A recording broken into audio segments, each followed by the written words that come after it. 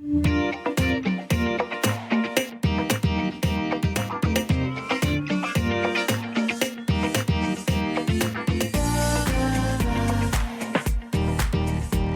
friends. Uncle Marv here with another episode of the Unhealthy Podcast. This is the show where we talk about the stuff your lab results don't explain, the late-night Googling you're too embarrassed to tell your doctor, and the real-world fixes that work for people with jobs, family, and busy lives. So that is going to explain it here. Now, let me ask you this question. Have you ever looked in the mirror and thought, how do I feel this bad when the doctor keeps telling me I'm fine? Well, if that's a question you've asked yourself, you are absolutely in the right place. And today we're going to be chatting with somebody who has lived that nightmare and then some. My guest today is Sarah Reilly. She is a functional medical nutritionist and burnout recovery specialist and the founder of Get Nourished, a virtual nutrition practice that serves high-achieving professionals and people dealing with complex chronic conditions. So I'm going to leave the introduction right there and let her help us learn more about her story. Sarah, welcome to the show. Thanks, Uncle Marv. Thanks for having me. It's an honor to be here. Thanks for joining me. And your story, I should just let people know to start off. We already know this is going to be a two-parter. So we're going double. Part one will be getting to know you, and then part two will be getting more into your Get Nourished functional business here. So, Sarah, where would you like to start? If I were to say to you, tell me your story, where do you normally begin? Oh, if you say, tell me your story, well, let's see. I would say it starts at the beginning of what began my health journey, which was losing my health, really. And that happened at the young age of 25. I was unknowingly bit by a tick. And then a lot of crazy symptoms ensued over many years. And then I was finally diagnosed 8 years late, approximately. And things were a hot mess by then. And so my story pretty much begins there, with in the realms to my health journey and my passion for health and helping others reclaim their health. That's where my journey began, was the unraveling and the deep labyrinth that I went through in my efforts to reclaim my life. All I wanted the whole time was just to feel good. I had been an Energizer bunny. I was an athlete, a dancer, a world traveler. And, at the tender age of 25, my world started to slow down. And then at the age of 26, it was a hard stop. And things evolved very, very quickly after I got a high stress job, which can oftentimes bring those subtle infections up to the top. Not subtle, but dramatic infections that are riding under the surface up to the top. So that was the beginning. Now, it sounds like it's a nice point in time, but when I talk to people, usually it's a gradual decline. They kind of, fade slowly and stuff. It sounds to you like this was all pretty quick. Well, here's the interesting that happened is I didn't know what was happening. I had moved to South Lake Tahoe the summer when I was 25. For the summer, I was blackjack dealer, right? For the summer, was going to go up there, have a fun summer. Nice. Ended up not being a fun summer.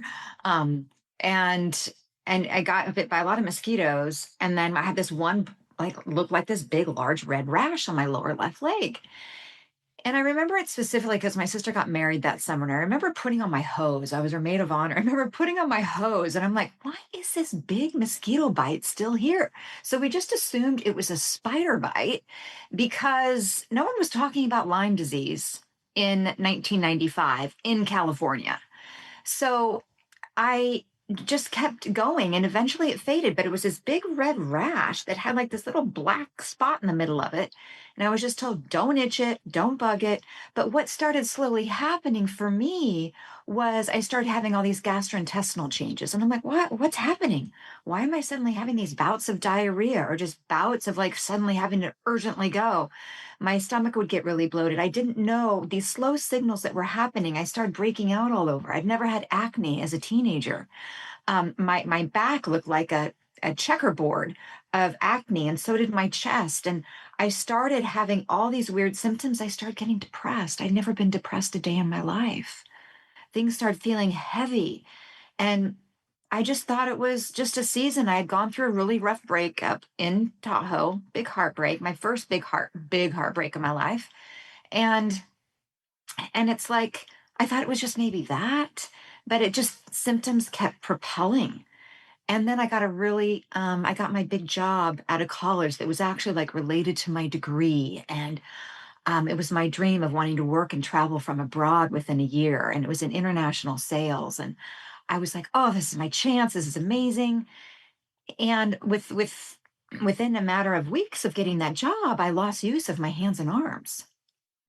Hmm. And I woke up so fatigued and so exhausted. I remember just waking up one morning and I literally could not function. And I remember my sister. Are you still there, Marv? I just don't see you anymore. I'm here. Oh, um, there you are. Okay. Um, this is a live show. Technology happens. You disappeared. I just wanted to make sure we were still on. Nope, I'm That's here. all. Okay, great. So anyways, I remember I have this visual of like when it happened. I remember my sister coming to visit with the babies. At that time, there were two. Now there are four, of them. But this was, years ago. I'm 55 now. This was when I was 26, and I remember coming to visit with Riley and Carson. And Carson was just a baby, still in the little rocker. And I remember holding it, like rocking the little rocker on the table. I call my sister Q, and I'm like, Q, I don't know what happened. I suddenly have no energy. I feel like it's hard to function. And we were talking about it, maybe it's just stress of the new job. And I'm like, no, something is going on. This is different. And it just kept propelling. And then it literally, I couldn't, within a month, I couldn't hold a piece of paper. I couldn't hold a pen. Um, uh, Buttoning my pants was hard, brushing my teeth, brushing my hair, and it just got worse over the year. I tried to hang on to my job. I went voice dragon dictation. I was like probably I worked with probably 1.0 of that version of dragon voice dictate when it first came out. Tried to hang on to my job because the last thing I wanted to be was the girl who fought so hard to get through college, graduated magna cum laude, and then to have to move home with my parents, right? And stand in Social Security disability line. And that's exactly what happened because I eventually couldn't take care of myself because I couldn't function. And all the time, because this happened in the corporate environment, I was put in the bucket, the diagnosis code of repetitive stress injury, right? That So, soon. I mean, that oh usually yeah, would be for somebody that's worked a while, but you hadn't worked enough to be that they repetitive. had never seen anything like it, right? They'd never seen anything like it. And so I just yeah, I mean, I'm just a second. I need to fix something here because I can't Okay, well, see while you're you. doing that, I will just say There that we go. Now I can see you. you're ready. Okay, Technology. Here we go. all right. Perfect. I And didn't want to be looking down at you. this is what Um, happens when you don't when you don't edit. So, so we all deal with technology in this world. Everybody understands. Um, so this all happened very quickly, very dramatically. right. The fatigue and the pain, I felt like my arms had been blown off my body. My arms would literally go red and purple and swollen. And I couldn't function because I couldn't, wash my dishes, do my vacuuming, do the basic minimal things to take care of myself. I eventually lost my job, lost my 401k, lost my life savings, lost my car, lost my home, everything because financially it consumed everything because conventional wasn't hitting the mark. But I was in the conventional cycle for years, but never with any resolve. And then they finally said, well, maybe you just need to see a psychiatrist. Right. And then it even came to a point where they were going to take out my first rib because they thought maybe I had thoracic outlet syndrome. So take out the first rib, make room for the circulation to go into my arms. And I actually went to visit the top thoracic doctor in the country who does the most thoracic outlet surgeries. And I went and visited these women during clinical rounds with him. And he said, are you sure this is what you want to do? And he showed me these women that had like, railroad marks of incisions around their neck, tubes hanging out of their neck. And these are women who had just had the the surgeries. And I'm like, this is not what's going on with me. This is not it. And I was telling the current doctors, this isn't what's wrong. And they're like, well, maybe this is just stress. Maybe they're just psychosomatic. We think you need to see a psychiatrist. This is years into it. Okay, I was going to say this can't all be happening before you were 30 because it just wouldn't make sense for them to just try to move you from bucket to bucket inside that system. It did. It did happen before I was 30. And then more evolved things happen. At the time I was 28, I attempted then to go, I didn't want that surgery. So then I attempted to go work with the doctor in Los Angeles who works a lot with thoracic outlet syndrome. And so I was very blessed there to have encountered a physical therapist who was just helping me through just functioning with some of the pain I was going through. But still, the doctors down there did not know what to do with me. I denied the thoracic outlet syndrome. So they said, well, let's do, a 3-hour transaxillary kind of MRI on you. So I went into that tube for like 3 hours. And sure enough, it showed like all this fibrosis along in here, the occlusion of my nerves and everything. So then they said, well, let's give you scaling blocks. And that was shooting me up literally throughout my thoracic region and my head with Botox.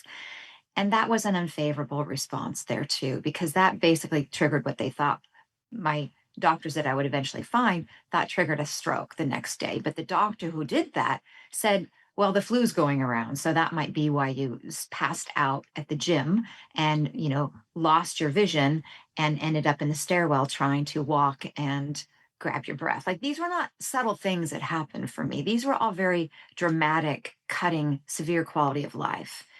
That then triggered excruciating migraines. And then they were still trying to figure out what's going on.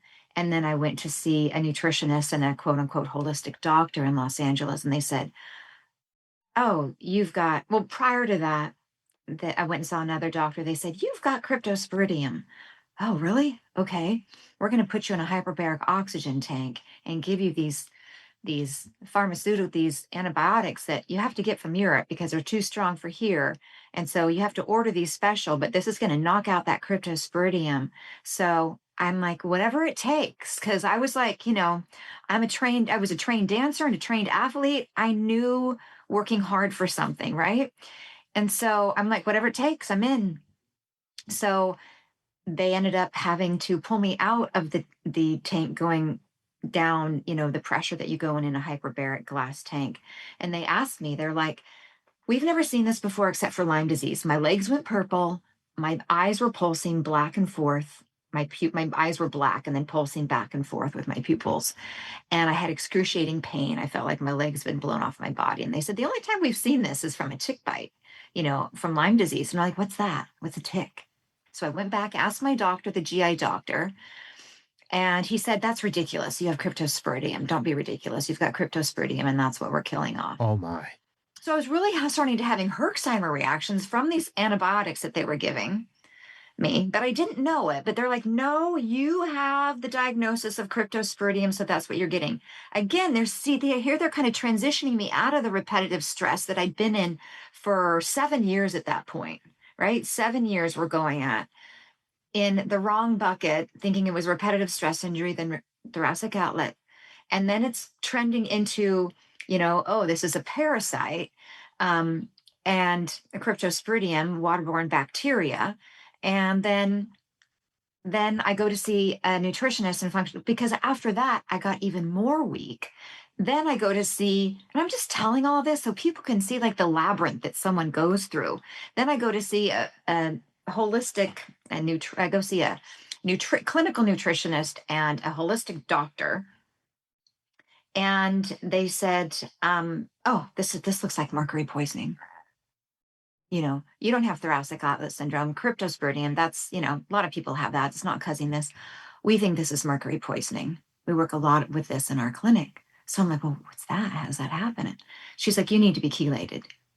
Okay. She's like, this is going to give you your life back. And when someone told me that, I was all ears because I wanted my life back more than anything. At the age of 20s, 30s, 40s, whenever, people want their life back. They don't want to be malingerers. I wanted my life back so I could return to my dreams. And so I had my chelation at 2:30 in the afternoon. By 6:30 p.m., I was going into seizure and near cardiac arrest on my floor in my apartment, unable to speak or form words. I had fuddled around. I had lost all strength in my body. It was like a vacuum had washed out of me. I was home alone. And within seconds, I remember I was on the phone with a girlfriend, and I said, I need to go. I think I'm going to be sick. And I started projectile vomiting and going to the bathroom. And then all of a sudden, I had no strength in my body. My chest started to hurt. My arms felt like they were being blown off my body on like the left side. And I couldn't hold myself up. And I was trying to dial my best friend down there. And I couldn't remember her number. I was trying to dial it. And then I would get voicemail. And then I would try to dial my father. And I couldn't remember. Then all of a sudden, I couldn't remember his number. I couldn't remember anything. All of a sudden, my world washed away. My roommate walks in, sees me on the floor, and all I could see was the corner of my left eye. And that was it. Thank God we lived in Hancock Park, around the corner from Cedars-Sinai Medical Center. She dragged me into the ER. And last thing I remember was falling out of the wheelchair because I was a noodle.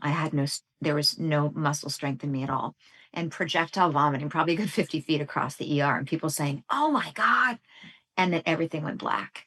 And I just remember my roommate asking at the time, "Will she ever speak again?" And they said, "We honestly don't know."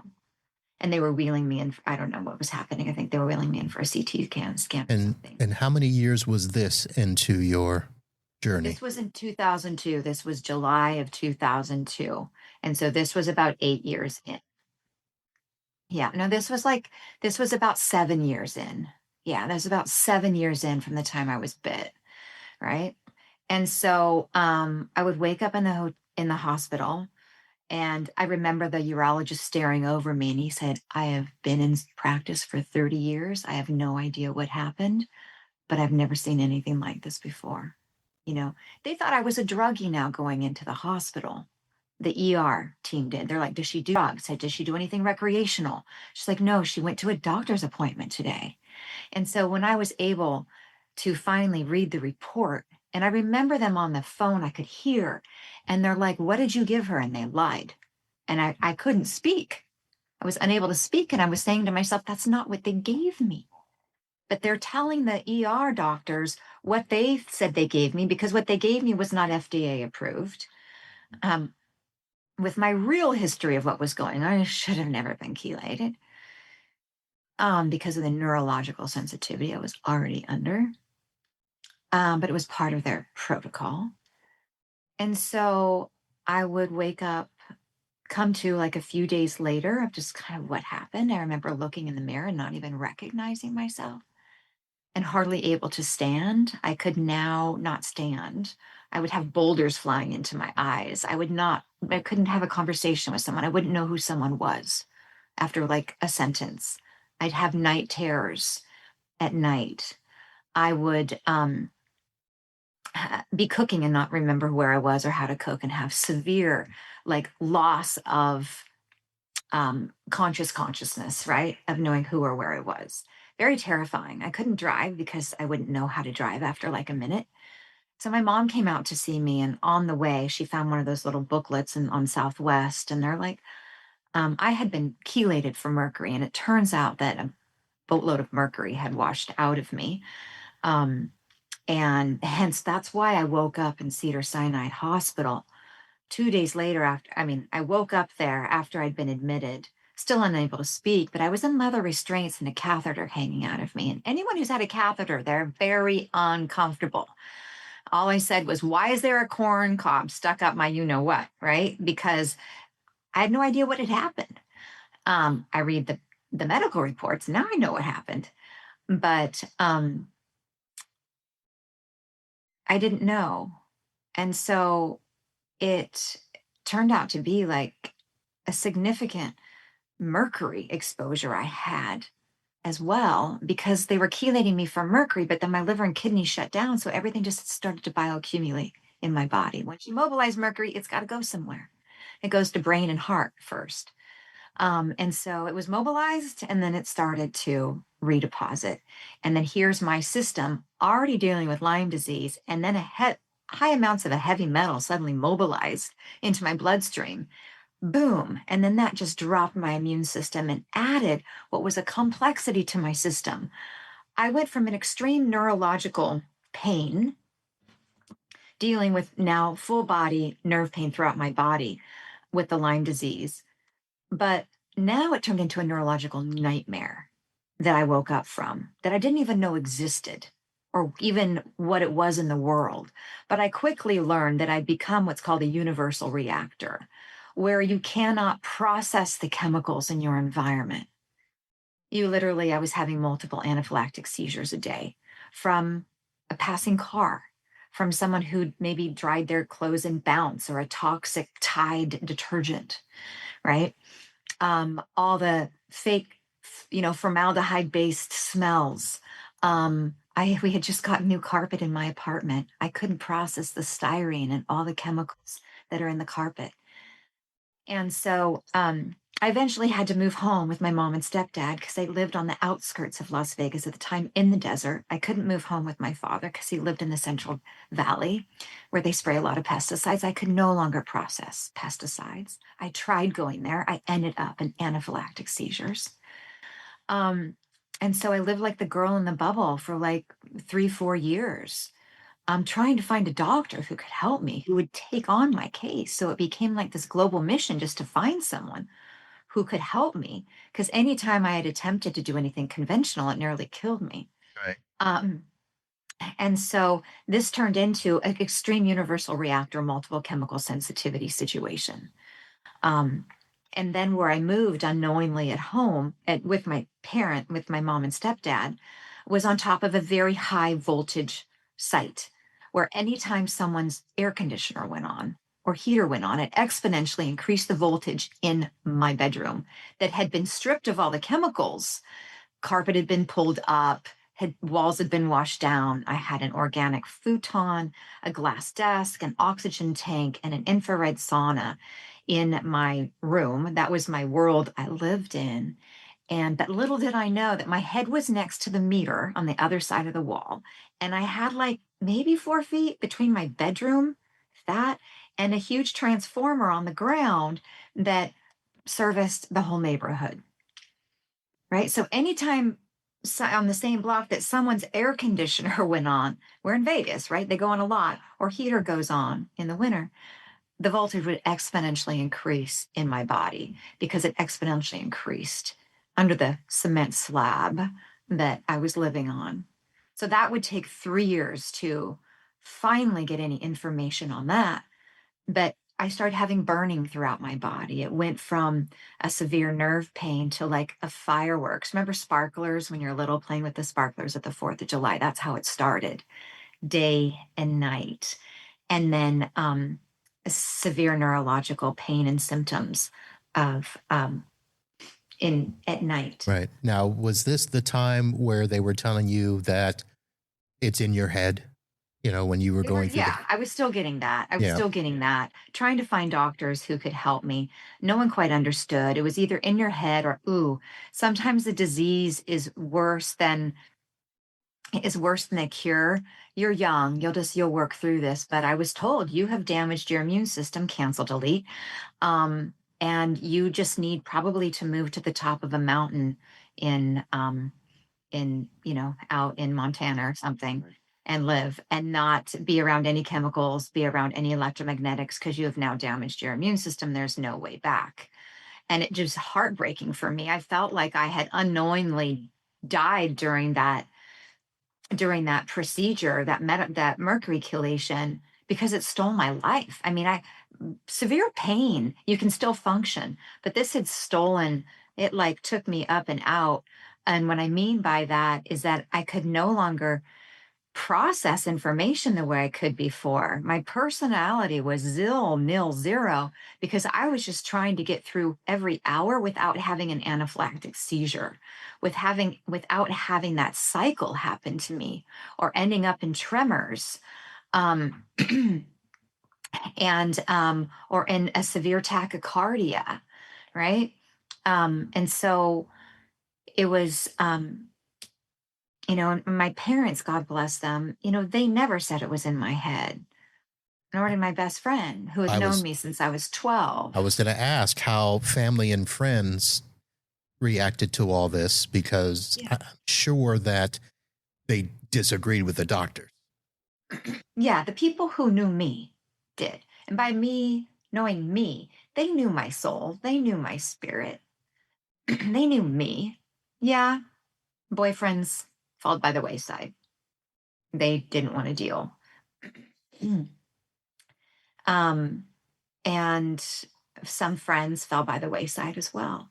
They didn't understand. And I don't shame or blame anyone. And I want to make that clear. I really, really don't. I was doing the best I could. Other people handle adversity the best they can. Was it heartbreaking and excruciating in a time of loneliness and when you're really in a point of survival where you really can't even live in the world? You can't, it's hard for me to even consciously remember what actually went through because I literally couldn't process the air in the air, right? Without some sort of anaphylactic seizure. And anyone who's been through either of those things knows that is no joke. That's when you're on like the edge of death and survival. and and so everybody does the best they can. But my and what I mean by that is people that have a friend or a loved one, everyone has different coping mechanisms. And I've learned to accept that because it didn't just happen once, it doesn't just happen twice. You know, it takes a level of empathy and grit for someone to get through that with their loved one. And it takes a whole lot of love, real love, right? And so it's a barometer, we'll say. It's a barometer for love when you go through deep adversity, right? You learn a lot about yourself and you learn a lot about other people. So when you got through all of that, Yep. are we close to the end? Was there a turning point where you Yeah. finally found out what it was? Yeah. Well, my parents took me to this little clinic that my mom had found on that brochure at Southwest. They went up there because they said, originally they're like, they deal with mercury poisoning. But by the time I got up there, it was in Reno. And they said, you ever been bit by a tick? And I'm like, there's that question again. I was asked that question like a year ago, and my doctor said it was ridiculous. They're like, we need to test you for Lyme disease. First test came out significantly positive for Lyme disease and Bartonella and Babesia, right? And so that's the primary Borrelia infection of Lyme, and then two co-infections, Babesia and Borrelia. All right. Excuse me, Babesia and Bartonella. Yeah. Okay. All of that means Nothing. yeah. Okay. But it's Lyme plus co-infections too. That just Okay. deepens the story. It just deepens the complexity of the case. Right. Um, and so, but it explained a lot of things. It was the first time there was actually an answer, right? And so that was really huge. And so finally an answer. And so that's when I was originally sent to conventional and they put me right on antibiotics, but then I couldn't process those at all. Um, and so it wasn't an option for me. And so then the only people that I could find that long term had actually gotten better was through homeopathy. I didn't even know what homeopathy was, but I was like, well, I got to look into this. And so then I was referred to a certain homeopathic doctor who had dealt a lot with Lyme disease in the United States on the East Coast. And so she said, look, this is complex. Conventional medicine is going to kill you. I can only do so much for you. And I was deteriorating just so rapidly. I weighed about 82 pounds, right? And could just barely carry on a conversation or walk that far. And she said, I'm referring you to this doctor who was in Mexico, was outside of the United States. So the clinic that was actually able to diagnose you wasn't able to treat you. No, I wasn't able to tolerate they did forms of homeopathy there that I was not able to tolerate. I went into reactions, severe kind of tremoring reactions, the whole anaphylactic aphid thing. I needed something of someone who really, really understood the depth of everything I was going through. And so, and that's when I found my doctor who saved my life. This would be a few years later after going to that little clinic who tested me for Lyme disease. Um, but it would be 3 years later, be a couple years later. It would be 3 years later. Yeah, about 3 years later that I would finally find this doctor. And it's the time when she said he's in Mexico. And I'm like, are you freaking kidding me? You want me to go to Mexico? I can't even process the air in the United States, right? Where it's clean and with my HEPA filter and my, Austin air filter inside and my purified environment, I'm having trouble. And she's like, you just need to try and go. And so push came to shove. And I did, as my father ended up seeing me going into a major reaction. And he's like, this is ridiculous. Something else is going on.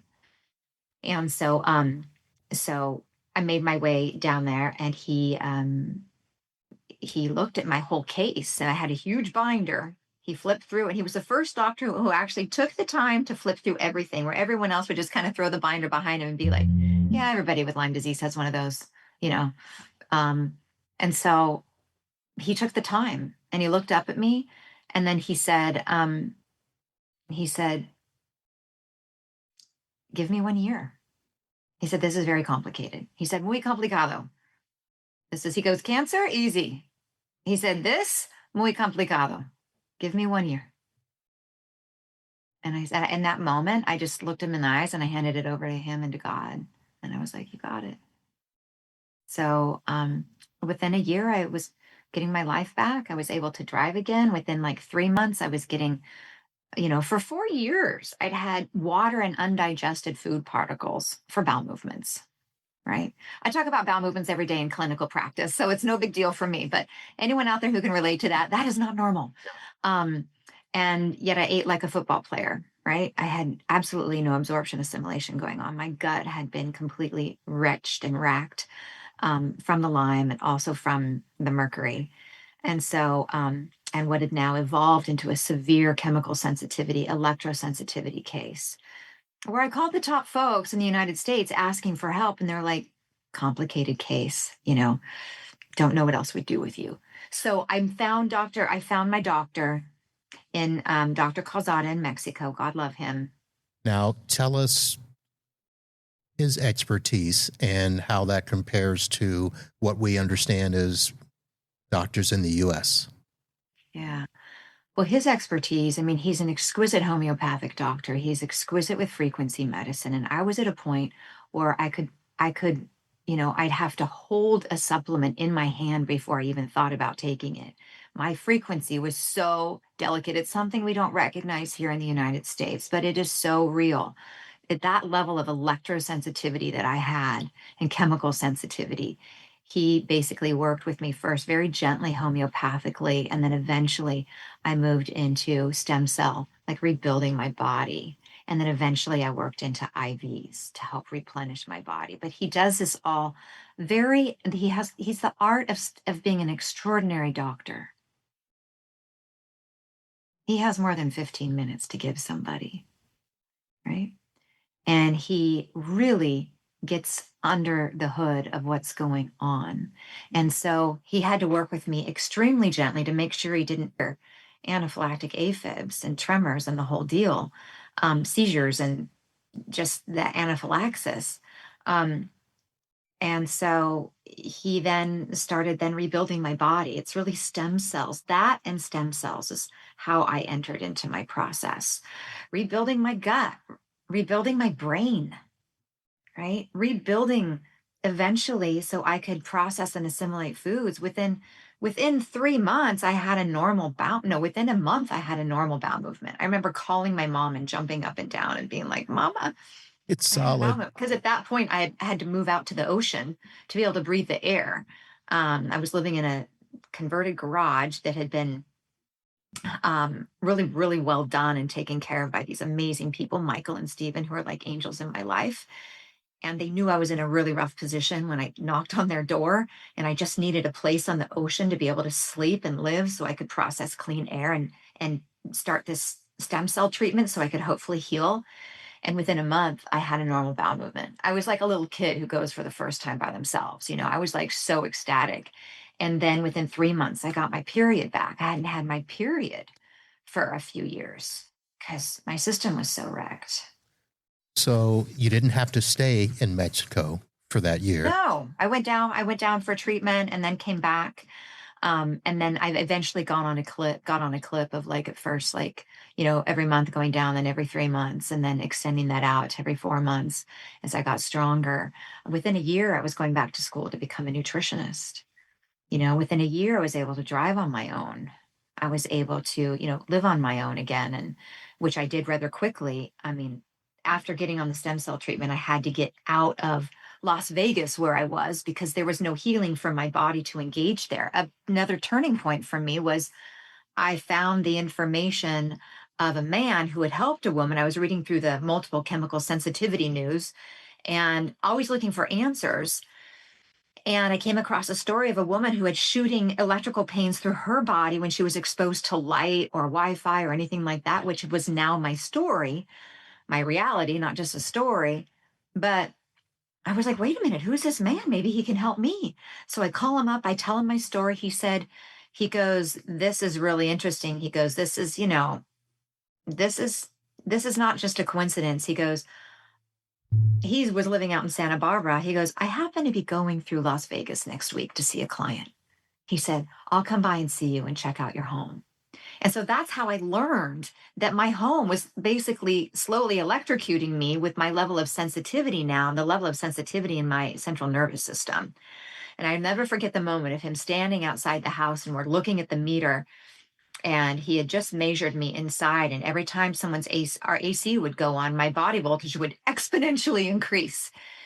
And I remember him outside with me, and he looks at me, and his name's Larry Gus. He's one of the top building biologists in the United States, and he teaches for biobiology. He's another angel in my life. Aside from my parents, dearest friend, and doctors, I mean, like angels in my life. He came in after so much prayer of someone to just understand what was happening with my response to all the electricity. He measured it, and we were able to see it. And he looked at me and he said, Sarah, he goes, you're young, you're 32. He said, if you stay here, this is going to kill you. He goes, I don't want you to just walk away from here. He goes, I want you to run.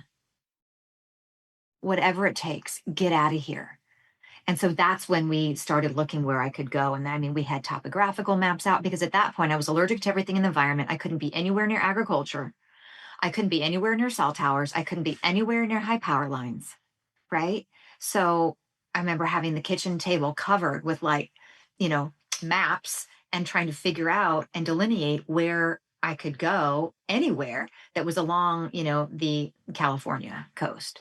And so on the wings of angels, God led me to Stinson Beach through a lot of trial and tribulation of my dear father driving me up and down the coast of California, as I've got a mask on and, in the back seat because I can't sit in the front seat because of the electromagnetic field from the engine, right? So this was really just trying to piece all this together to get to a place where I could heal now that I'd started the stem cell treatment with Dr. Calzada. And so then I finally found a place. My stepdad at home was trying to research stuff on Craigslist where I could go, and thought we'd found a place, but it had mold. And they said, but you know what? We know these guys out on Stinson Beach, and they have a converted garage that they've done up, pretty clean. And we're like, you should call him, call them. So that's how we got that number, was just through this numerous tries of on Craigslist, and called them. And they were so kind and sweet. And they said, this gentle voice answered, and he said, oh, well, we're just getting ready to go back, to the city. But you know what? Just come on inside and just see if it feels right for you. And if it does, just go ahead and stay, and we'll work it all out on Monday when we get back. I was like, oh my God. I was like, Daddy, I think I might have a place to sleep tonight. And because I would try sleeping in hotels or whatever as we were on the road trying to find a place to sleep. And I would be covered in just red marks from the burning in my body. We tried to camp, but we couldn't because of the campfires. I couldn't process the smoke. So anyways, we walk into this beautiful botanical garden, and I felt like I was being carried on the wings of angels, being floated through as these beautiful flowers like blooming in the evening. Angels trumpets, they're called. I walked down this aisle of angel trumpets, and I was like, I've never smelled something so beautiful in my life. Like I could actually process this thing that smelled like a beautiful angel made perfume. And then I ended up living there and Nice. recovering there Nice. and finding my way. I couldn't even walk out to the beach. I was too weak. But then, within a month, I was able to walk further on the beach and then a little further. And then I create my goals of like, okay, I'm going to walk to the end of that person's fence by the end of next week. And so I'd get up and that'd be my mission. Right. So it was no straight line by any means. Right. Now, you said that as you were going through that year, you started down the path of going to school for functional medicine. No, it started as holistic clinical Holistic. nutrition. So I Okay. started doing that over in Berkeley. So I did that and went to school over there. And then eventually, after a few years, I got that degree and I was continuing to heal and get my stem cell treatments. And then, then I did that. And then I grew an even deeper fascination. I got introduced to functional medicine. And then I didn't stop. And I just kept wanting to learn more about like what had happened for me. So it became my in-depth, inquisitive pursuit of what really happened. Like what really happened. Um, and so that's been a pursuit of mine too. And I've learned so much in my own pursuit to help others and my own pursuit to understand what happened for me. Um, in that I just continued studying functional medicine and then, continued working with that, got certified in a variety of different ways. And I will never stop because it's ever evolving. It's All both right. nutrition and functional medicine. Well, I want to make sure that we give that part of your journey a full slate like we did your story here. But I want to ask the question in terms of for listeners who feel dismissed by doctors like you did. You're told, it's stress in your head. They have their protocols and stuff. What are the first steps that people can use to start advocating for themselves? I think that's a great question. Um, I would say to advocate for themselves. Um, for one, right, there's a lot more resources right now to advocate for yourself than there were in, the late 90s and early 2000 and early 2000s. So people have a great advantage with the internet. Um, well, both an advantage and a disadvantage because some people try to Google their way out of things and you just can't. You need a co-pilot. You need a practitioner who is skilled at complex cases, right? Who can really work functionally and get to the root of what's driving the dysfunction. And I think functional medicine is a great place to start. Looking for a functional medicine practitioner in your area who really does the dig, who doesn't just stick you in a cookie cutter program, but who really does a resource dig on you and looks at what's going on under the surface. Um, and to advocate for yourself is to know that it's not in your head, and then if the doctor's just, saying, well, everything looks normal, and just being really persistent in that it's not normal and knowing first and foremost it's not in your head. But also you got to know that there's a limitation that the doctors are under in the conventional medical system. And hopefully the tide is beginning to change on that. But the conventional medical system, we have to understand, and that is the insurance based conventional orthodox medical system.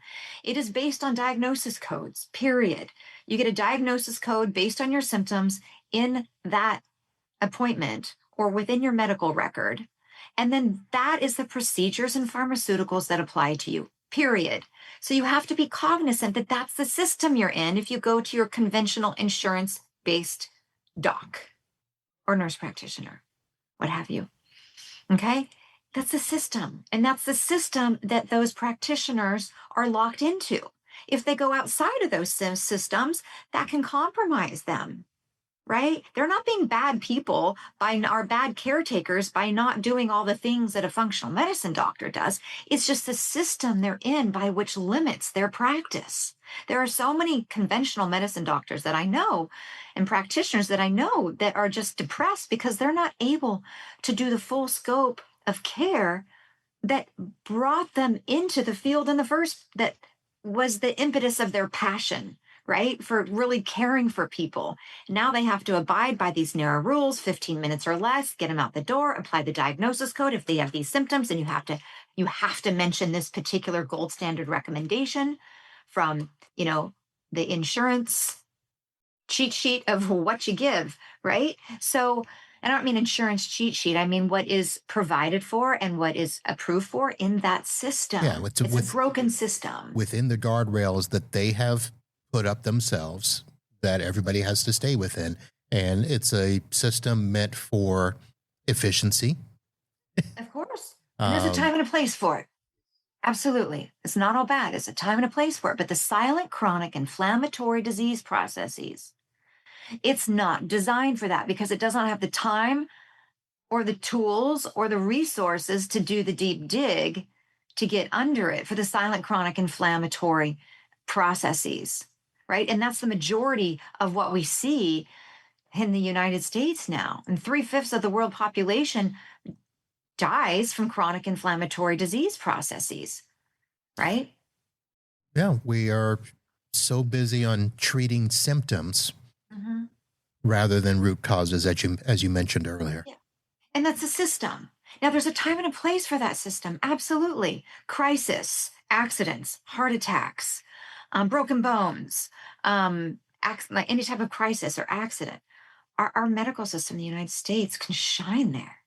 But when we're dealing with that chronic inflammatory evolving of what turns into a dangerous chronic disease, it's not being arrested in the earlier stages when there's warning signs, when there's diet and lifestyle that's contributing to the brewing of it, when there's infections, inflammation, toxicities going on under the surface that that need to be resolved. I see so many people that, they come to me and they've got, gastrointestinal symptoms and the doctors don't know what else to do. So they put them on a Prilosec or a PPI. And it's like, it's not getting to the root cause. It may temporarily blunt heartburn, but that's not getting to the root of like, okay, what's driving that? Right. Yeah. So yeah. So I that's wanted. what's driven that's what's shaped. Sorry, what were you saying? That's okay. I was going to say we'll get a lot more into that in part two. I want to ask you if there is anything else. Well, first, let me ask this. As we go back and analyze that this started with a tick bite that you thought was a spider, can I ask, what were you doing when that happened? Was it a hike? Was it a daily activity? How did that happen? Living in South Lake Tahoe, and who knows? I hiked. I was surrounded by forestry, right where I lived, in South Lake Tahoe. I hiked. I went horseback riding. I sat on the beach. Spent time outside. Sitting on rocks amidst the forest. I, you know, was living life in a very forest dense area, just living life, right? Yeah. Outdoors and indoors. Outdoors and indoors. Yeah. Okay. And something that I want to say too is that I want to be courteous of time here. How much time do we have left, Uncle Marv? About 2 minutes. Okay. Is that Lyme disease now is not just transmitted by ticks. No. It's not. And that's something really important for people to know. Any vector can transmit it, right? So think mosquitoes and fleas, they can transmit it too if they are carrying that bacteria. If they go and bite an animal or a person that has Lyme disease, the spirochetes are then transferred to that vector. Is it transferable like through diet? Like if a mosquito or a tick, gets into a livestock and then we eat livestock, is it something that can be? That's a really good question. There's controversy around that. Okay. I've heard yes, and then I've heard other things of no, but I've heard, eating, this is what I've heard. I'd rather not say yes or no because I don't have the definitive answer, but I've heard that it can through, like, say, if a a deer is carrying the spirochete bacteria, if an elk is carrying the spirochete bacteria, and then you eat that and it has not been killed by cooking, then that can transfer into someone. Do I know the science and the studies on that? I don't. I've heard that anecdotally, and I want to be very clear about that. I've heard that anecdotally. Okay. Yeah. So, Okay. but just being clear. All right. Well, thank you for that. I'm sure if there is a listener out there that knows more about Lyme disease, they'll probably email me and let me know. So we'll see if that comes up later. We are going to have a part 2 where we will talk more about you actually becoming a functional medicine nutritionist. And we'll talk about some of the burnout recovery stuff and all of that. Sarah, thank you for sharing your story. That's a lot. I know it's tough to squeeze 8 years into, 40, 50 minutes. That's a lot of it out. But yeah, I think we got the all right. Well, folks, if you like that, come back and join us. We will be doing a part 2, and you won't have to wait long. Hopefully it'll be out in the next day or so. We are hoping to record here really quickly. So if you are feeling overwhelmed by that story, makes sense. It's a lot. And you just need to know that Sarah came out doing well, and you can too. So if this episode gave you a little bit of hope or a new way to think about your health, be sure to subscribe and follow, share it with a friend, and join us for part 2. And until next time, I'm Uncle Marv. Thank you to Sarah Reilly. This has been The Unhealthy Show. Live healthy, be happy. See you soon. Holla. Thanks so much.